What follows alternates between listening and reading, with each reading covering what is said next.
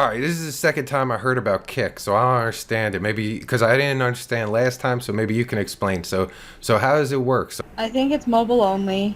You have to be appropriate. Your profile picture can't be, apparently it can't be tits. There's also like really strict rules on live streaming, like you can't be driving, you can't show anything, you can't do drugs on cam.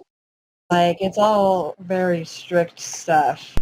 what the hell? So how do you get customers and shit? Well, that's the hard part is like I just go live as often as I can and I hang out with people and I talk and I show them my personality and make them want to see more. Okay, so it's like an unspoken rule. Is that what I'm hearing? Like it's an unspoken rule. Like everyone knows what's going on, but you can't, Yeah.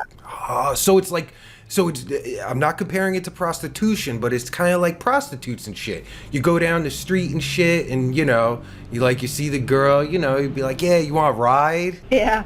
You can't post like specific links or whatever in the description of your live, but you can kind of like bypass it by having like the name of the website and then like a little arrow and then your name, so that they know what website to go to and what name to search. And that's kind of what I do is in every one of my lives, I put all my links.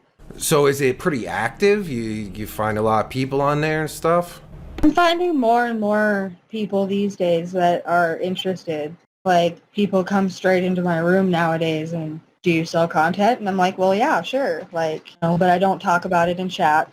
I don't like to talk about it in front of, however many people are in the room. But I just tell them, send me a DM and I'll send you my menu. Like, we can talk about it. It works out. Oh man, so it really is like prostitution. This is awesome. That's great. Yeah.